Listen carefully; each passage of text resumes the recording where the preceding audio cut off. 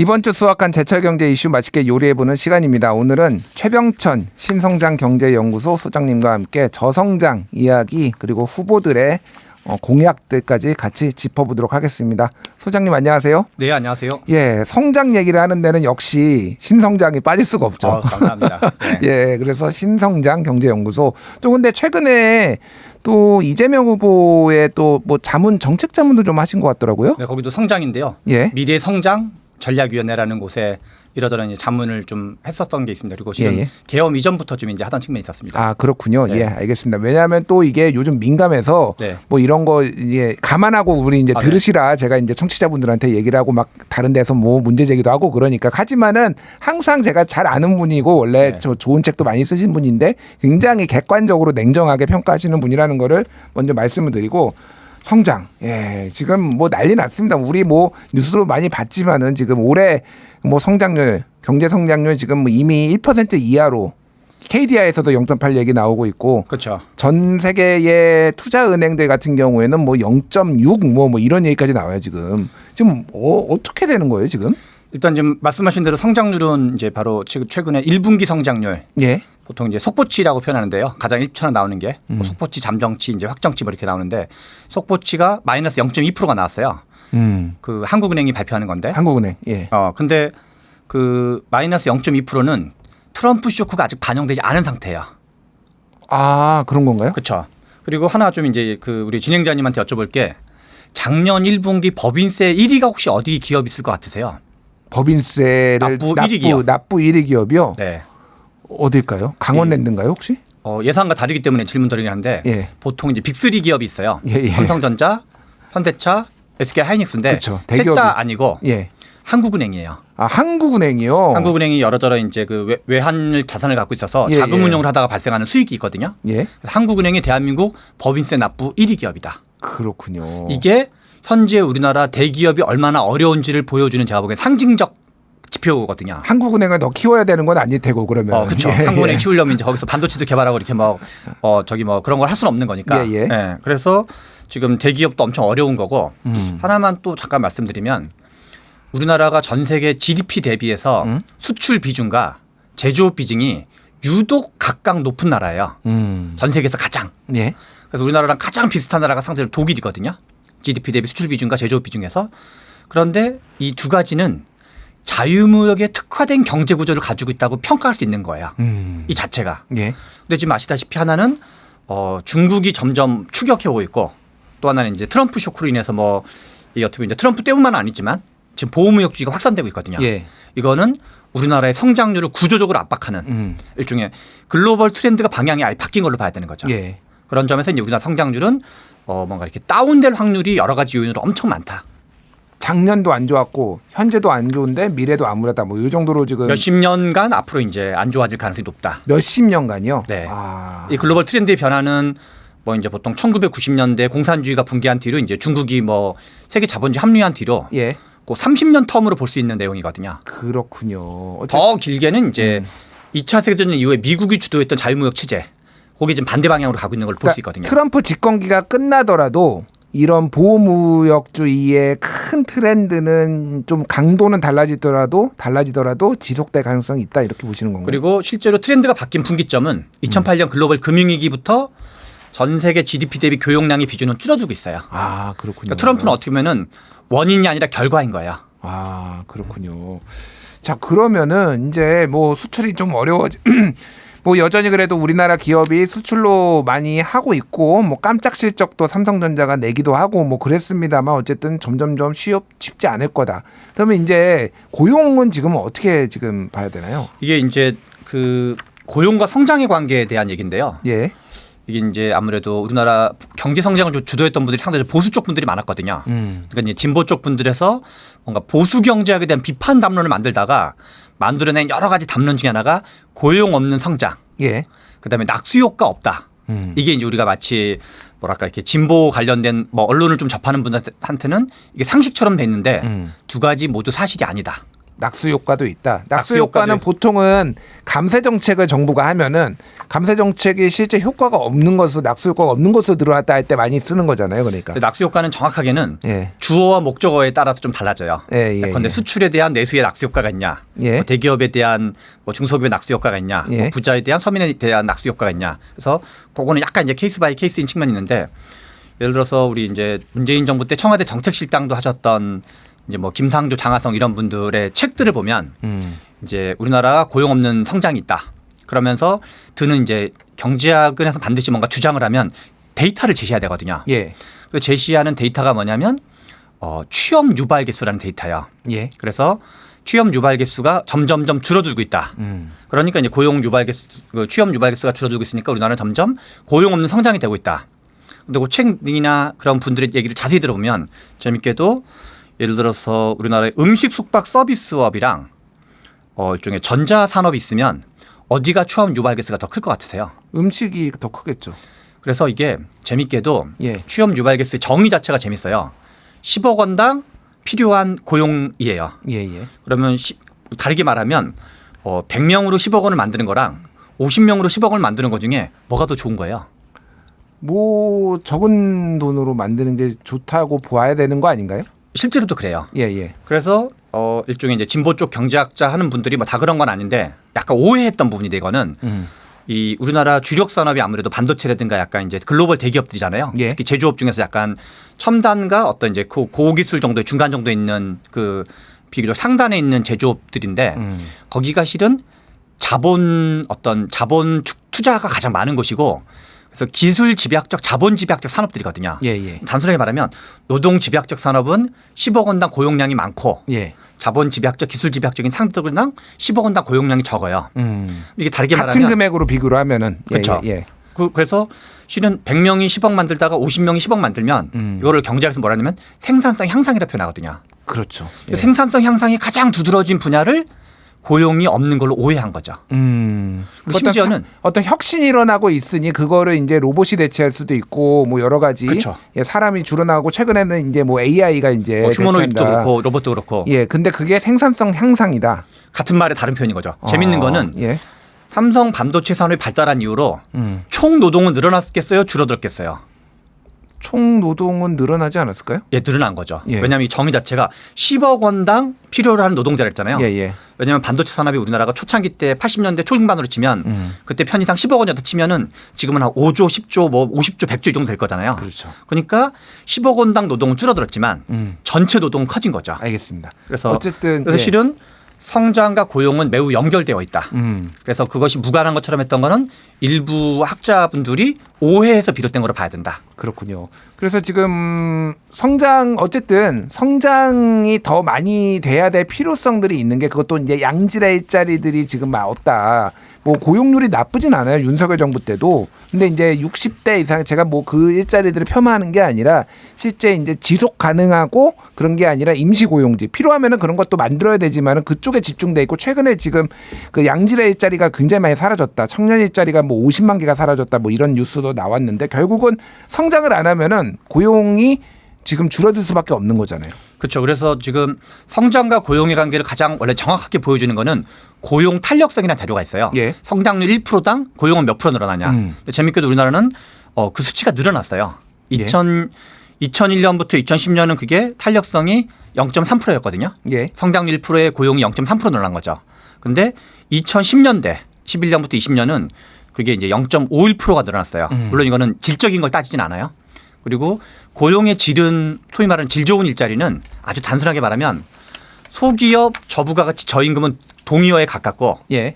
중규모 중부가가치 중임금도 동의어에 가깝고 대기업 그 고기술 이제 고임금도 약간 동의어에 가깝다. 그러니까 실은 질 좋은 일자리 많이 만든다는 얘기의 다른 말의 표현은 대기업을 많이 만들어야 되는 거예요. 그런데 우리나라가 이제 여러 가지 우리나라 특수한 경제 발전 과정 때문에 한번 대기업에 특혜를 줬는데 민주화된 다음에 그러면 영세기업도 특혜를 달라. 예. 해서 이러저런 뭐 오히려 영세기업한테 특혜를 주다 보니까 본의 아니게 결과적으로 규모의 비경제를 장려하게 된 거야. 근데 이거는 국민정서법이 작동을 하고 있거든요. 예. 우리나라 국민들 가급적 약자는 뭔가 좀 해야 된다. 그래서 경제학적으로는 약간 비합리적인데 국민정서법 또는 정치적으로는 이분들이 일정한 유권자 비중을 차지하고 있으니까 예. 그걸 이제 외면하지 못하는 거죠. 그래서 아무튼 우리나라는 이 영세한 걸 장려하는 제도가 지나치게 많은데 예. 이게 실은 대기업의 성장을 가로막고 있고 어떻게 보면 피터팬 증후군이 발생하는 근본 원인으로 봐야 된다. 그렇군요. 예, 뭐 여러 가지 쟁점들이 있을 것 같아요. 사실은 이제 뭐 대기업 특히 이제 재벌로 일컬어지는 그들의 이를테면은 뭐 불법적 뭐 경영 승계라든지 이렇게 그런 문제들과 또 기업을 지원하고 또 육성하는 거는 우리가 별도로 봐야 되는데 여러 이게 다 얽혀 있다 보니까 상당히 맞습니다. 부정적 감정들을 많이 가지고 있다. 그래서 뭐 장하준 교수, 장하성, 김상조 그분이랑 이제 장하준 교수님 약간 좀 다르고. 아니, 제가 말하는 건 장하준 교수님 같은 경우에는 사회적 대타협을 해야 되고 재벌들을 밀어줘야 된다 이런 주장을 또 하시는 분이다 보니까 여러 가지 이견들이 있는데 어쨌든 지금 원래 이제 사회 GDP가 올라가고 사회 이제 발전이 산업이 고도화가 되면은 경제 성장률이 약간은 하락하는 거는 일반적인 경향이잖아요. 맞습니다. 그래서 우리나라가 지금 뭐 예전에는 10%대 80년대 하다가 맞습니다. 점점점 떨어져서 지금은 2% 하기도 힘든 상황. 맞습니다. 근데 이거를 극복을 어떻게 할 수가 있느냐 이게 좀 핵심인 것 같아요. 오늘 듣고 싶은 것도 그겁니다. 그렇죠. 옛날처럼 그 뭐 7% 뭐 저기 MB에 뭐 747을 다시 할 수는 없는 거고 네. 어떻게 그래도 이렇게 지금 이 낮게 가는 거는 우리나라의 경제 발전에도 조금 좋지 않은 건데 어떤 것들을 해야 되는 건가요? 실은 이 경제 성장이 어떻게 작동하냐에 대한 여러 가지가 있는데 대부분의 우리가 결국 학문적으로 모이고 있는 건 경제사적으로 검증된 걸로 봐야 돼요. 예. 약간 실은 경제학 교과서에서는 뭐 자본 증가량, 노동 증가량, 생산성 증가량을 표현하지만 생산성 증가량이란 말 자체가 나머지를 제외해서 그냥 자본과 노동을 제외한 나머지 잔차 전부를 의미하는 거거든요. 예. 총 요새 생산성 증가라는 게. 그래서 실은 국가적 비교라든가 사례 분석이 실은 집적된 거로 봐야 되는데 그중에 크게 4가지 덩어리로 표현할 수 있어요. 예. 그중에 경제 성장은 실제로 어떻게 작동하는가. 그중에 하나가 재산권 보호가 중요하고 재산권 보호. 재산권 보호가 왜 중요하냐면 사람들 인센티브가 달라져요. 예를 들어서 대표적인 사례가 한국의 농지개혁 사례예요. 예. 그 전 세계에서 이 1945년 이후에 자원 부국을 제외하면 사우디아라비아 같은 데 말고 이 경제 성장률이 5.5% 이상이 연평균 30년 이상 달성한 나라가 전 세계 딱 5나라밖에 없어요. 예. 그게 일본, 한국, 대만, 홍콩, 싱가포르, 덩샤오핑 이후에 중국. 예. 이 동아시아 발전 국가인데 재밌게도 이 나라들 중에서 이제 도시 국가를 제외하고 보면 일본, 한국, 대만, 덩샤오핑 이후에 중국에 공통점이 있는데 그 중에 하나가 농지 개혁을 한 나라예요. 아, 그렇군요. 농지 개혁이 왜 중요하냐면 남미랑 동남아시아가 경제 성장이 안 됐던 이유기도 해요. 예. 농지 개혁이 되면 2가지가 중요한데 하나는 정말 쎄 빠지게 열심히 일하게 돼요. 자기 농지가 생기면. 예. 2번째는 교육 투자를 하게 돼요. 제가 아는 선배 중에 한 분이 볼리비아에서 일한 분이 있거든요. 예. 거기 이제 대농장 체제예요. 그래서 지주와 플랜테이션이라고 얘기하죠. 그렇죠. 예. 지주의 아들 딸과 소장농의 아들 딸이 같은 학교를 다니는데 둘 다 공부를 안 한대요. 왜냐하면 지주는 어차피 지주가 되고 예. 소장농도 어차피 소장농이 되기 때문에 굳이 열심히 공부할 이유가 없다는 거예요. 근데 우리나라는 농지개혁 이후에 일정한 정도의 땅이 생기니까 특히 우리나라 옛날 양반 문화라든가 이제 이런 문화가 있어서 애들을 다 학교를 보내기 시작을 해요. 그러니까 문맹률이 급격하게 줄어들고 예. 초등학교, 중학교, 고등학교가 점점점 올라가면서 그 교육열이 올라가면서 이제 저걸 하게 되는 거죠. 알겠습니다. 사실은 예. 이런 식으로 이제 어떤 재산권 보호와 관련된 인센티브 이게 실은 이제 엄청 그 어떤 이제 생산성 향상에 큰 영향을 미친다. 예, 내 자식이 더 나은 삶을 살 수 있다라는 거를 희망을 가질 수 있게 제도적으로도 뒷받침해 줘야 된다. 이 정도로 제가 이해를 했고요. 그 다음엔 또 어떤 게 있을까요? 또 하나는 이제 규모의 경제와 관련된 건데요. 예. 경제학에서 생산성 향상, 경제 성장과 상관관계 제일 높은 거는 규모의 경제인데 규모의 경제 덩어리가 몇 가지가 있어요. 하나는 자본이 많은 거. 예. 공간으로는 도시화. 그다음에 이제 그리고 도시화 그다음에 교육으로는 수출. 예. 기업 사이즈로는 대기업. 이 4가지를 장려하는 게 경제 성장을 장려하는 거랑 같은 말이다. 이렇게 이제 볼 수가 있고. 예. 그래서 우리나라가 실제로 수출 제조업 대기업 그리고 도시화가 높은 거. 이게 우리나라 성장률이 높았던 거의 원인들이고. 그리고 이제 최근에 어떤 제 주변에 있는 분들도 야 이게 트럼프 등등이 이제 보호무역주의가 강화되니까 예. 우리나라가 이제 수출 중심 경제가 지속 가능한 거야? 라는 거를 물어보는 분들이 있는데 그 이제 수출 경제가 좀 어려워지는 건 사실인데 제가 이제 드는 게 현대차 사례예요. 예. 현대차가 국내 국외에서 총 생산량이 작년도 기준 410만 대를 했어요. 그런데 한국에 판매하는 건 그중에 5분의 1이에요. 예. 그럼 우리가 내수 경제 중심으로 간다는 얘기는 5분의 4를 버려야 된다는 얘기인데 가능하지 않은 얘기거든요. 뭐 굳이 이제 버리겠다라는 것보다는 조금 더 포션을 더 키워야 되지 않냐 뭐 이런 얘기겠죠. 그러니까. 그렇죠. 그렇더라도 예. 우리가 삼성전자가 반도체를 내수용으로 만들지는 않을 거잖아요. 예. 그러니까 우리나라의 글로벌 대기업은 원래도 그냥 글로벌을 염두에 두고 만들었기 때문에 그냥 제 식으로는 트럼프 시대가 아니라 트럼프 할아버지 시대가 와도 어쩔 수 없이 우리는 조금이라도 더 수출을 늘리려고 노력해야 된다. 예. 안 그러면 이제 너무 급속하게 줄어드니까. 세 번째는 그래서 이제 두 번째가 말한 게 규모의 경제의 중요성. 예. 그리고 이제 뭐 대기업이 됐건 아무튼 기업의 사이즈를 상향하는 걸 도와주는 소기업은 중기업으로, 중기업은 중견기업으로, 중견기업은 이제 대기업으로. 지금은 각종 장애물들이 많아요. 규모의 비경제를 하면 혜택이 더 많거든요. 세 번째로는 이제 실은 교육이죠. 예. 교육과 관련된 여러 가지 이제 어떤 그러니까 실은 이 이제 서울대 이근 교수님이라고 이제 추격 경제학으로 유명한 교수님이신데 경제 쪽 사이드 이근이 있고 외교안보 이근 교수님 두 분이 동명이인으로 계시는데 이분이 연구한 거에 의하면 중소득 국가가 고소득 국가로 가는데 가장 중요한 거는 두 가지로 입증이 돼요. 하나가 R&D, 예. 또 하나가 고등교육 투자. 근데 우리나라는 고등교육 투자가 예컨대 이제 이러저런 이유로 되게 막혀 있고. 예. 그리고 등록금 동결도 약간 이제 부정적 영향을 미치고 있고. 예. 그건 이제 뭐 취지가 뭐든 간에. 그러니까 사교육 시장에는 어마어마하게 돈을 투자하는데 고등교육이라고 하면 이제 대학 이상의 그쵸. 그런 뭐 정부의 대학, 석사, 박사. 예, 그런 걸 얘기하는 거죠. 예, 예. 그럼 그냥 단순하게 말하면 우리가 이렇게 초등학교 중심일 때는 우리가 저임금 저소득 국가였던 거고 중고등학교 중심일 때는 우리가 중소득 국가였던 거고 예. 국민 대부분이 대학 석사 박사를 할 때가 우리가 고소득 국가가 되는 거랑 같은 말인 거거든요. 네. 근데 지금 우리나라의 대학 경쟁력 예컨대 그러니까 삼성전자 같은 삼성전자 뭐 SK 하이닉스 등이 글로벌 경쟁력을 갖는 첨단 기업이 되려 그러면 예. 한국 대학이 MIT나 스탠퍼드 대학이랑 경쟁을 할 정도의 처지지 않는 대학이 된단 말과 같은 말인 거거든요. 예, 예. 그래서 지금 우리나라는 큰 덩어리 중에 문제는 대학의 투자 비용 자체가 너무 적고 그리고 인상률도 초등학교, 중학교가 훨씬 많아요.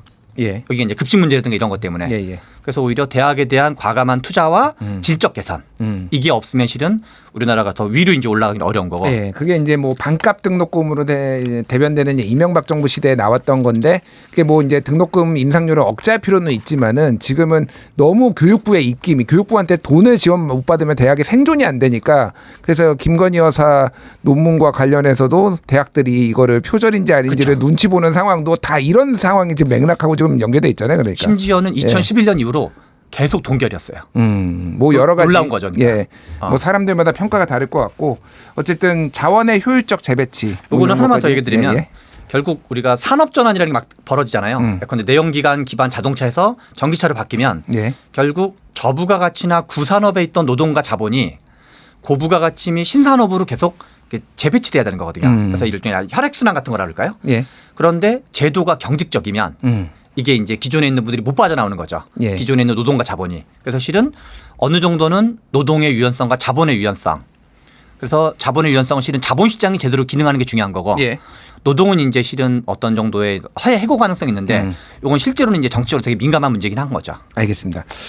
시간이 거의 다 됐어요. 지금 우리가 절반 넘게 하나 3분의 1도 못했는데 이게 시간이 거의 다 됐는데 핵심적으로 어쨌든 그러면은 뭐 각 후보들의 경제 공약 내고 있는데 그런 것까지 종합을 해가지고 네. 어떤 것들을 지금 다음 정부는 해야 되는 것인가를 짧게 한 2분 정도. 네네. 예.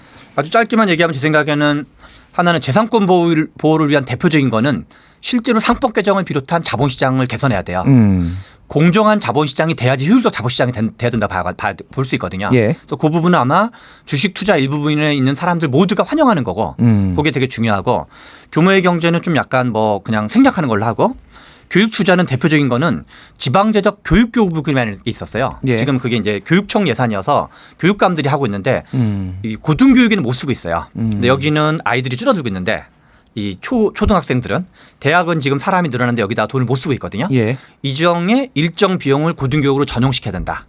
이게 이제 왜냐하면 그 규모가 작년만 해도 72조 원 규모예요. 예. 그래서 이거는 일단 있는 돈이기 때문에 이렇게 바꾸는 거죠. 또 하나는 제가 보기엔 규제 개혁이 좀 중요한 게 있고. 규제 개혁이요. 네, 근데 규제 개혁은 정치적으로 이제 여러 가지 노동 쪽은 민감하고 자본은 실은 이제 자본시장 선진화 이슈를 계속 밀고 나가면 되는 거고. 예.